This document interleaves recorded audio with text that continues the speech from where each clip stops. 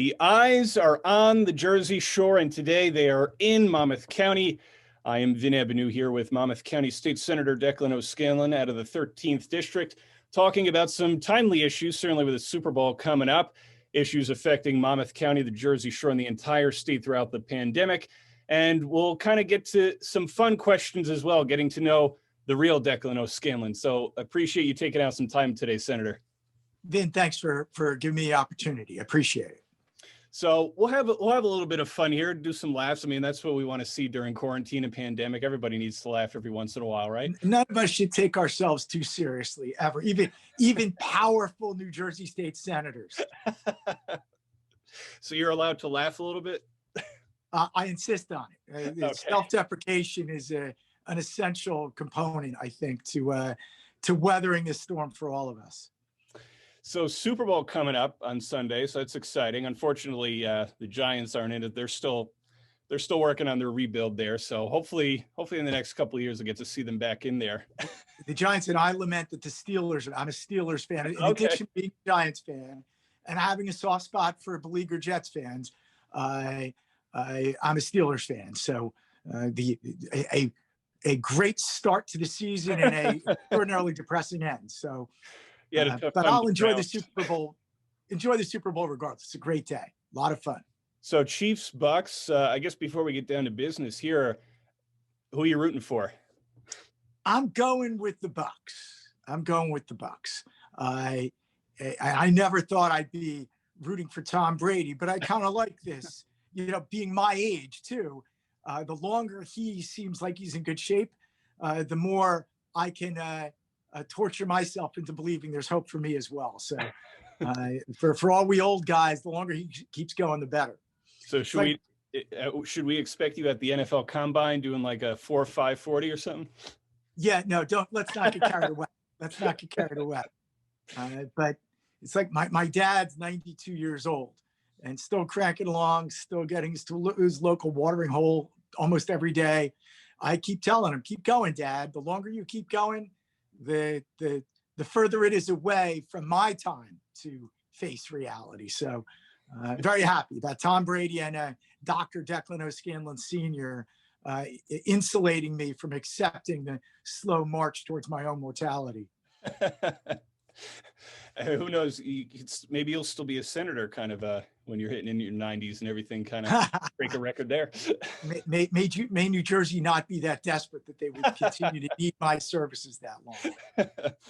So it should be a great game Sunday. I just heard today, I think there's going to be about 25,000 fans, another 30,000 cutouts in Tampa Bay this Sunday. So there'll be some fans there the weekend performing at halftime, a great game on the field between the Chiefs and the Buccaneers, Mahomes and Brady.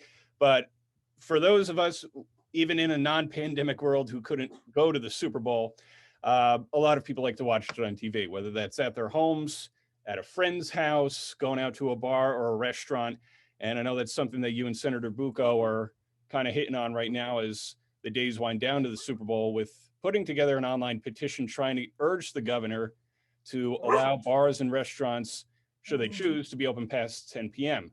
Now, the Super Bowl starts around 6:40 after the national anthem and everything. And then some of the Super Bowls go past 10 o'clock. I think the one that Brady and the Patriots beat the Falcons in a couple years ago ended at like 10:30 in overtime. So, I mean, I was talking about it with a friend the other day. So if the Super Bowl is coming down to the wire, it's 10 o'clock. And then, okay, see you later, guys. You got to bounce. Governor Murphy says everything's closed. And then you either miss the rest of the game or you catch it on the radio. So tell me more about this online petition that you and Senator Bucco are pushing and trying to get the governor's attention. Okay, so our petition is, sorry about the barking dog in the background, the new reality for all of us. But if there were scientific justification for a 10 o'clock restaurant closing, I'd be completely on board. So for me, it's all about advocating what's backed by evidence, experience, and science. So if there were scientific evidence that a 10 o'clock closing was saving lives or reducing transmission, fine. But there does not seem to be.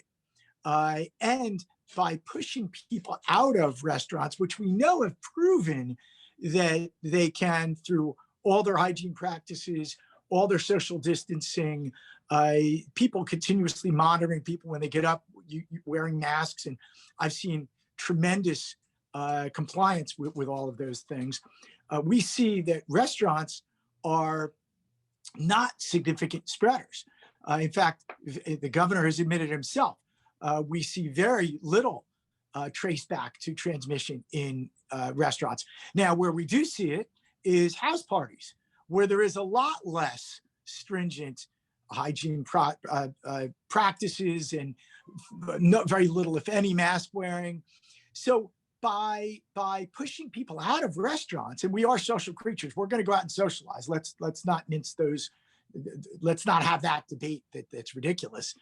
By pushing them out of restaurants and into house parties, you could very well be increasing our rate of transmission on that particular day and on any day.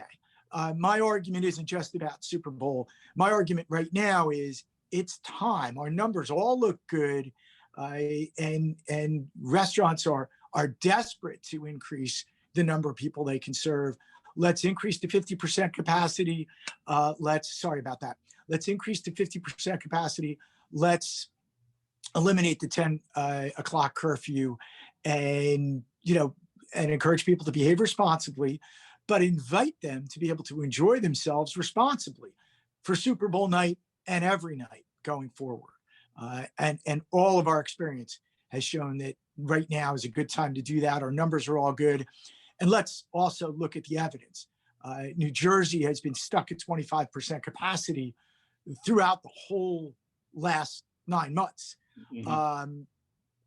And we've seen every other state around us go to 50%, 75% with no negative health impact. All these states have performed as good or better than we have from health and transmission metrics. So we have hard evidence that relaxing these rules is justified. There is no reason to continue to torture businesses and diminish their bottom lines because there doesn't seem to be any health or transmission benefit to it. If there aren't, let's move forward and let them continue to act responsibly as they have, and relax the curfew, the closing time, and relax the percentage of patrons they're allowed to accept.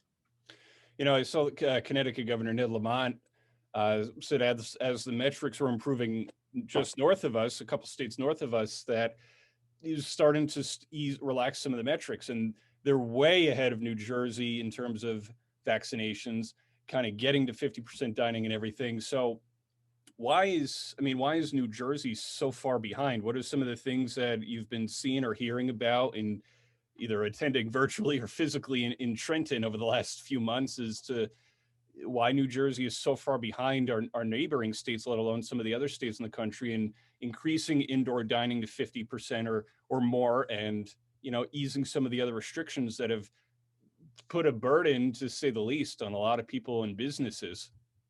There is no satisfactory explanation. The governor hasn't shared his metrics, hasn't shared the science that his decisions are based on, and we've been overly timid throughout.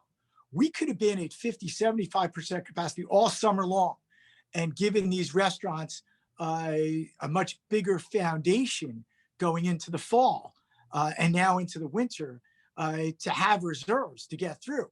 We didn't. We still limited their capacity. We were late opening even outdoor dining. So we've been way behind, let's be honest. Our timid reaction has unnecessarily damaged restaurants. Sorry again about the barking dog who completely he has an opinion. Me, by the way. I'm going to interrupt this 1 second and just let this dog out. Is that okay? Sure, yeah. 1 second. Sorry about that. So we have been leading from behind, and the governor's all shucks. God, gee willikers, I hope eventually we can do it. He doesn't need to hope. The governor can grow a spine, look at the numbers, and make the decision. He's the one who makes the decision. So I'm sick of hearing, God, I hope we can. Well, you don't need to hope, Governor. You can just do it. And by the way, people will understand if we do it and then we run into an increased rate of spread at some point due to variants that are appearing on the horizon. People will get that. They'll understand that. If you've got to roll back, that's fine. The governor now has been lately touting that his consistency of these restrictions, and I scratch my head. That ain't nothing to be proud of. The fact that we were overly restrictive probably killed many hundreds of businesses because of that timid consistency isn't anything to be proud of. These other states have done better preserving their restaurants, done better from a unemployment rate and a hit to their economy and ours. They've done better. There's no question. We need to start doing better. It's never too late to start doing better. We should do it right now. I know you touched on it a little bit there, but certainly with testing where it's at, more of it, vaccines being distributed, although the state as a whole doesn't seem to have enough right now. And then on the other side, with this new strand or new strands coming into New Jersey, do you feel that the time is right to allow businesses to expand capacity to 50% and beyond, that them and that residents alike will abide by social distancing, wearing masks, being safe, having a conscience when you're around somebody if you're not feeling well? I see overwhelming compliance. I see people wearing masks almost invariably. This whole idea that there's not enough people wearing masks enough of the time, I don't get it, because everywhere I go, people are wearing masks. They are complying. I get the shutting of bars, especially late night when people are feeling a little looser. I get that. Okay, that's a big hit to restaurants, but it seems justifiable from a practical and scientific perspective. But when you have people seated at tables, you don't. The tables are separated. People are wearing masks when they get up. The ventilation is good. So I don't see any lack of compliance. As far as, is this the right time? There'll always be an excuse to not relax our restrictions. And that'll go on and on through the end of the year. So if we're going to use this carrot on tied to a stick that's tied to our head, we'll never open broader. Our numbers are all good. And there's indications, we do have to keep our eye on these new strains. There's some indications that they may not be as impactful as some were fearing even 2 weeks ago. We don't know, but we can't remain paralyzed. We need to pay attention. And if they do seem to show an indication of increased transmission, we can always throttle back our restrictions or our relaxation of restrictions. People be fine with that. If you're doing these things according to science and according to data on the ground and practical experience, people are fine. It's when we don't comply to those things, when decisions do seem to be random, that you get legitimate pushback. How about we stop that? How about we start abiding by the science, abiding by our experience, abiding by what we're seeing in other states' experience, especially in the Northeast, we're all experiencing the same climate. How about we all swim together here and give our restaurants and that whole hospitality industry a fighting shot? That's what should happen. What has your experience been like since outdoor dining was allowed again last year, and then certainly to a point where it wasn't cold outside? I think it was you, or if it wasn't, it was Commissioner Arnone, I believe, where you were taking a tour to different outdoor dining restaurants throughout Monmouth County and trying different spots and kind of seeing how things are going. That was me. We did our 30 restaurants, 30 days while trying not to get 30 pounds. That was the, and we kept going. So we did that. We accomplished that. I think I did 40 and 30, and I only gained a few pounds. My tapeworm is my favorite pet. Keep pounds off. But we've now blown through that, and we're going to announce an accomplishment of the past 8 months or 7 months that's going to be a lot of fun. We've covered a lot of ground. We've seen a lot of restaurant tours, left a lot of big tips trying to reinvest in this industry. We're going to be public about that in the next couple of days. But that was a very successful effort. A lot of people followed it, and I think a lot of people gained confidence in the practices of restaurants and got back out and helped the industry. And we didn't see any increase in transmission. So I think that was all done safely. And that gets back to compliance as well, and the practices of our restaurateurs. So it's been successful. And we're staying at it. Right now is a critical time. A lot of these restaurateurs have blown through the reserves, have blown through their personal resources. This next 2-3 months, we all need to do our part and patronize these places. Get out where you feel safe. If you don't, order takeout. I spoke to a friend last week, actually, and he bragged he hadn't gone out to a restaurant. He home cooked for the past 7 months. Mm-hmm. And that's great. And I appreciate that. But I said to him, but you like your restaurants, right? You're hoping they'll be there when you come back. He's like, well, absolutely. I'm like, you got to get out and support them by not going out, by not doing takeout. If we all did that, they'd all be out of business. And he scratched his head. He's like, you're right. Now he's going the other way. He talked to me yesterday. He hadn't done a home cooked meal since we had that conversation. So I'm happy to inspire that. You're an influence. Exactly. But everyone needs to balance these things, and we need to be having these conversations. But this next 2-3 months, critical to the survival of these places we all know and love and want to see be there when we're all celebrating, God willing, in the spring, that first warm weather. When we come through this and we have COVID on the run because of a great vaccine penetration and effectiveness. There was an article about cicadas yesterday. I can't wait to hear that first cicada and how we're all going to feel when that happens. We just got to get through this next 2-3 months all whole and help each other, and then all be there for each other going forward. Now, we've certainly hit on the bars and restaurants who've been dealt a great dagger due to being closed for a period of time and then just being under a lot of different restrictions. But the bars, restaurants included here, but also the other stores, maybe the smaller stores. Hold on one more second. Sure. All right. Well, we'll have some backup now. So I'm sorry. Go ahead. So we've hit on the bars and restaurants so far, and certainly included here on the next question. But what about the smaller stores, the mom and pop shops who've been really dealt a dagger as well due to restrictions or being forced to close, while looking at some of the bigger box stores being allowed to open for, in some cases, selling essentially the same things? If capacity limits don't change, perhaps it becomes even worse. But even if it gets to 50%, how do you see any of these businesses recovering in 2021, or at least starting to make that possible comeback before being forced to lay off employees or being forced to close their doors for good? And we shouldn't leave out other small businesses. We're focused on bars and restaurants, but You're absolutely right. All of our small local operations have suffered to some extent throughout this pandemic, either by arbitrary restrictions that they had to abide by, while big box stores were allowed essentially to operate with, in some instances, reckless abandon. It's tragic. And a lot of that was arbitrary.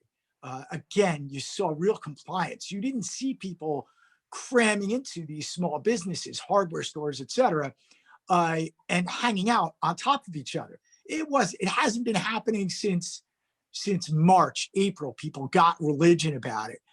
We could have let all of these folks open. You had small mom and pop or medium-sized pool supply stores got crushed because we didn't let them open.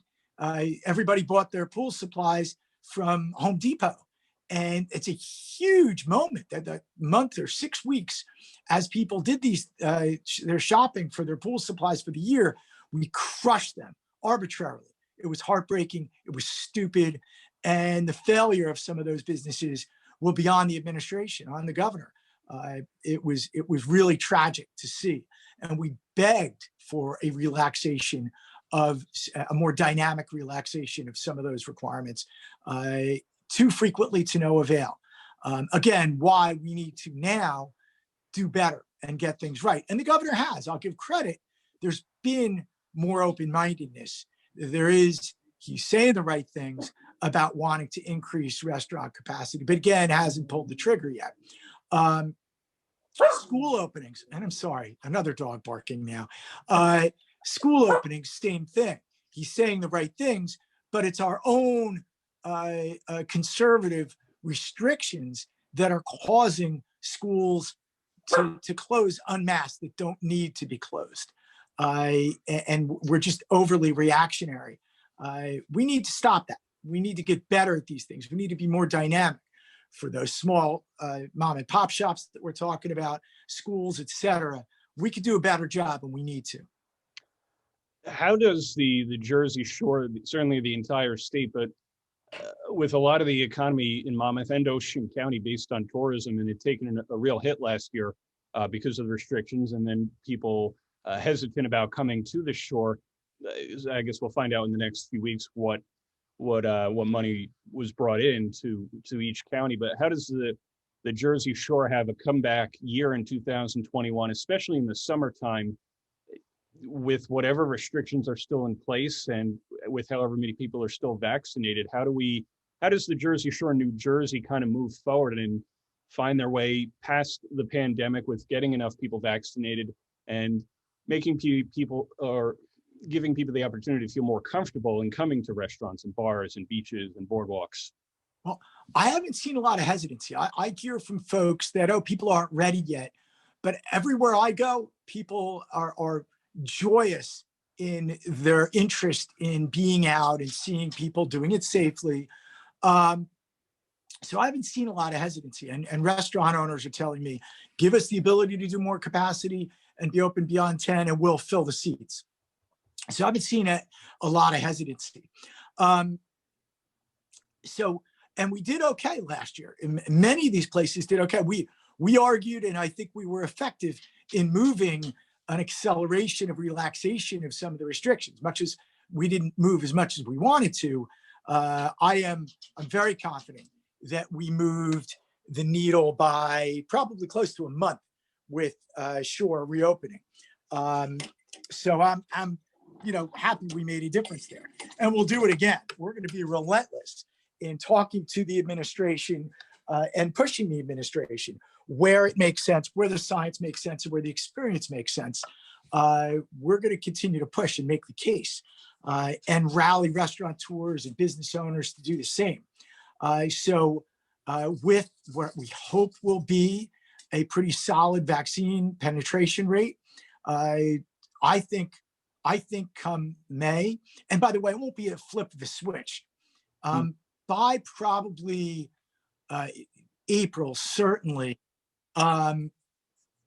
we will be hopefully experiencing some of the benefits and the ability to really continue to make the arguments about relaxing a lot of these restrictions. So it won't be a flip of the switch.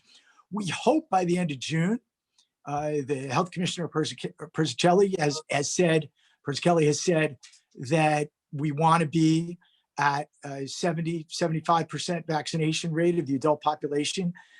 If we pay attention to our numbers and we get to supply, we have a shot at getting there. So as we move gradually, we'll be able to improve as we get into April, May.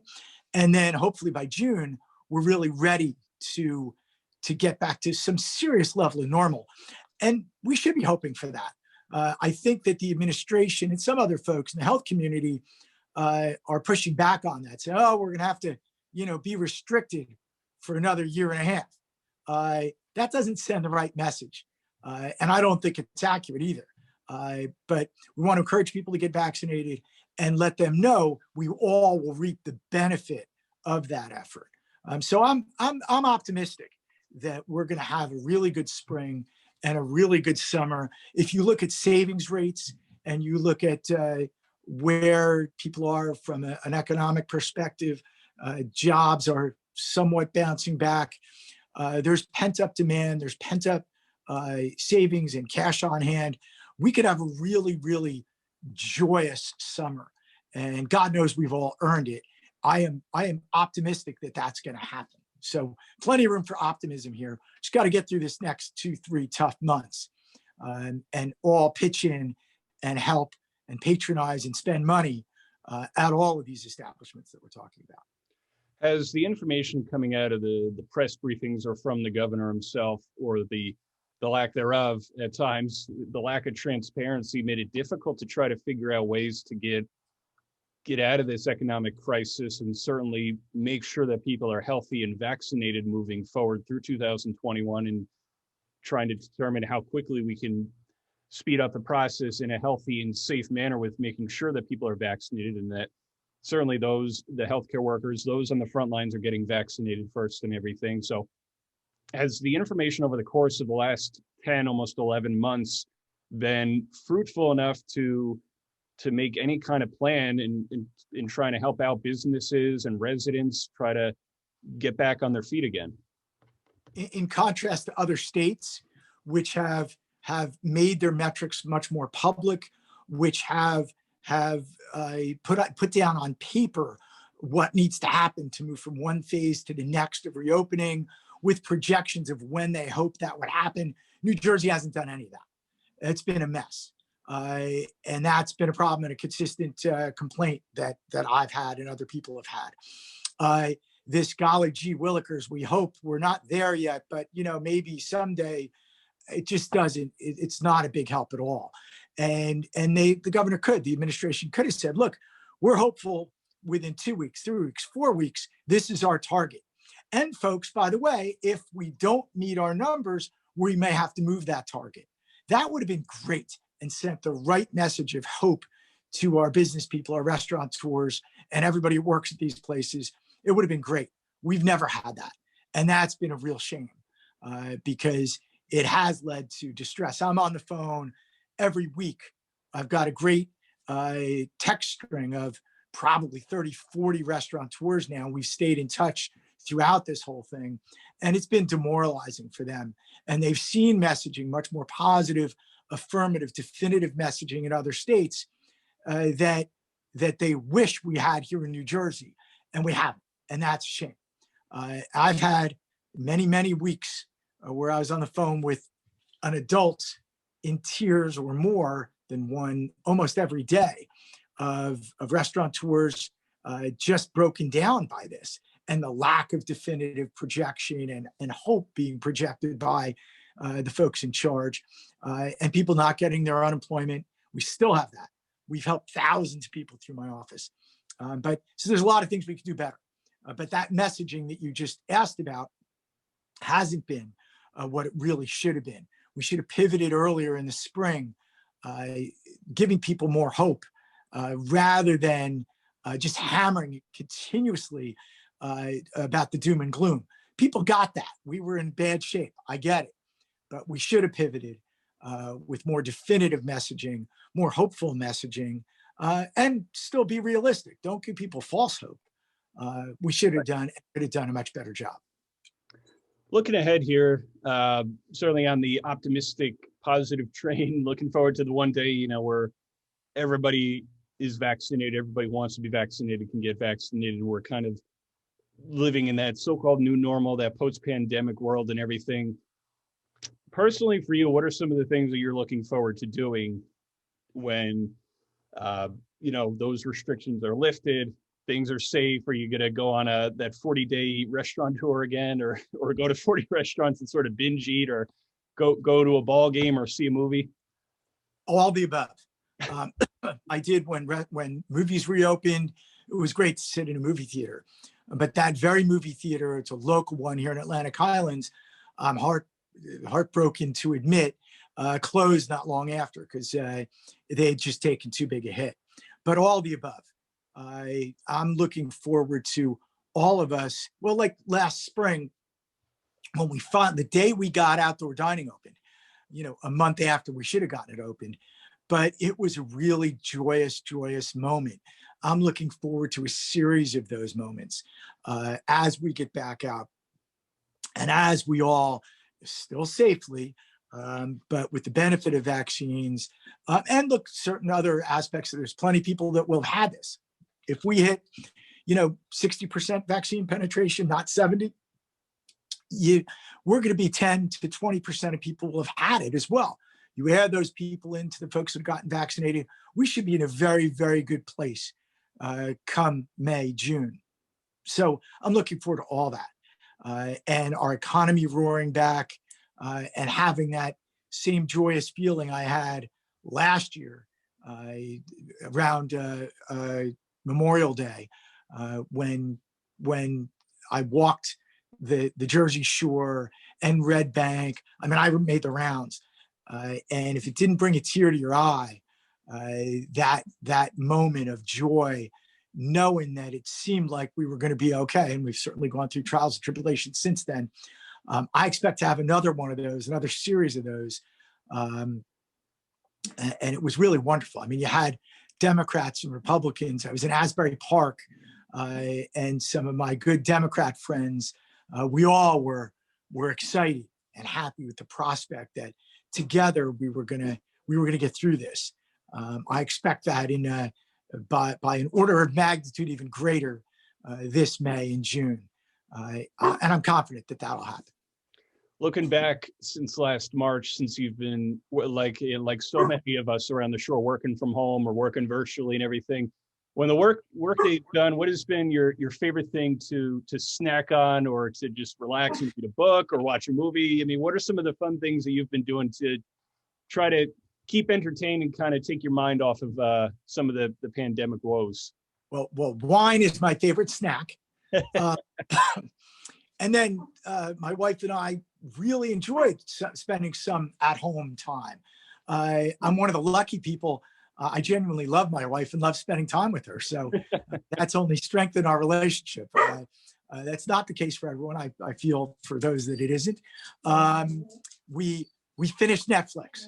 We watched everything, every series, every movie. We finished Netflix. I tweeted a few months ago. At least it felt like that. Nice. So we spent a lot of good time at home, but we really haven't missed a beat as far as work is gone. I've been lucky that to be able to afford to do my restaurant tours because my business, I'm in wireless telecom, and I'm blessed to be one of the folks. I feel a little guilty about it, actually, because I know so many people are hurting, to have not really missed a beat. Which is one of the reasons why I've wanted to reinvest the money I make back into these industries. I've taken pretty much every penny that I would have spent on business entertainment, on travel, and invested it back into our hospitality industries here in New Jersey. So taking a lot of pleasure in that, and being able to give back and tip well also, because our servers depend on it.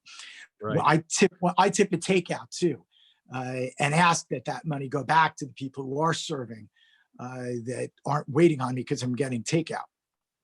So those have been the things we've been doing, exercising, getting out to the beach. We did a little travel down to Cape May and other places. We've done the whole Jersey Shore. So that's been fun. And that's what we've been doing. And it's been our pleasure to do it. And the warm and welcoming nature of the people who are doing their best to stay in business and to serve us has been a pleasure to watch. So that's been those have been our pastimes. Last question for you as we wrap things up here. During the pandemic, certainly pre-pandemic as well, what has been some of the more rewarding or satisfying, or some of the best moments that you've had as a senator or serving in office over the last several years, and some of the great things about Monmouth County and the Jersey Shore that make it a great place to live, a great place to work, a great place to vacation and go to the beach? Well, look, it is a unique area, and it's spectacular. We have everything here. I am blessed to represent the people that I represent. My district runs the entire Bay Shore from Keensburg, Keyport, Union Beach, all the way down through Middletown, Highlands, Atlantic Highlands, and then the Two Rivers area of Rumson, Fairhaven, Little Silver, Oceanport, Monmouth Beach. I'm not naming everyone on purpose because I'll forget one of the 16 towns, but it's wonderful. And then we go beyond that. We really work with people and have my office early on, much like in Sandy, we became a clearinghouse of people, not just from our district, but we sunk our teeth into where we really could serve people. In this case, it was unemployment. We've helped, I think, over 1,500 people last count get their unemployment. We're still working with folks. So that's been really, really heartbreaking and satisfying. I said during Sandy, it was the most satisfying and the most heartbreaking period of public service in my life. And I never wanted to have another one. Well, now we have with the pandemic by several orders of magnitude.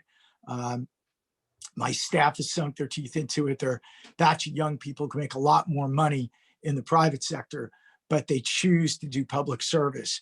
And I'm proud of my office, along with Serena Damaso's in my office as well. Jerry Scharfenberger's our running mate too. So our offices all work together, and they've really performed well, these young people. And we've helped thousands of people through all kinds of different. That's been really satisfying. And we also interface with the other offices that represent Monmouth County. Vin Ebenau's office, we work really, really well together. And I think we all represent Monmouth County and serve the people here to the best of our abilities and do a pretty good job doing it. And that's been satisfying.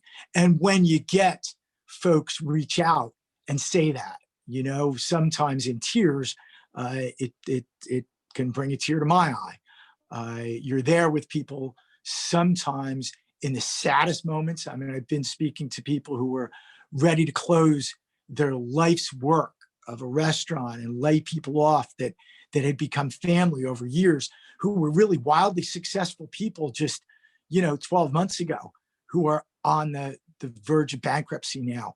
Breaks your heart. But then when you can do something to help them and to help the people that they work with and they consider to be family, that can bring a tear of joy to your eye as well. So it is wildly satisfying. And I'm deeply honored to have the opportunity to be able to do this and to serve my constituents and the people of Monmouth County, and to be part of a bigger group of people. Monmouth County overall is really well run. We focus on where we can improve government and where government sucks, because that's kind of our job, is to fix things, right? But the Monmouth County Freeholder Board has been a group of amazing partners, and the administration. It's been really, really well done and well run. And that's been satisfying also. So it's been look, again, I hope that all our institutional knowledge goes to waste for the rest of my life. We never have to go through another crisis like this where we have to employ all these things that we've learned. But it's been very satisfying learning these things and serving people well wherever we could. And that I'm honored to be able to do that and to continue to be able to do that. And I hope to be able to continue to do that going forward. Senator O'Scanlan, thanks for taking out some time today to discuss what's been going on in the pandemic, what we could try, hopefully look forward to sooner than later, and then discussing a lot of key issues pandemic-wise and just Monmouth County-wise, and then certainly getting to know you a little bit more too. So it's been a real treat. Thanks, Vin, for me as well. I appreciate it. Thanks for having me, and I look forward to doing it again soon. Let me know anytime. Appreciate that. That is Monmouth County State Senator Declan O'Scanlan out of the 13th District. This is episode number 3 of Eyes on the Jersey Shore. I am Vin Ebenau. Make sure you download our app for all the latest going on in Monmouth and Ocean counties. We'll keep you up to date in news and everything going on, keeping you informed, and then tell your friends to do the same. Once again, thanks to Monmouth County Senator Declan O'Scanlan. I am Vin Ebenau. Thanks for watching another episode of Eyes on the Jersey Shore.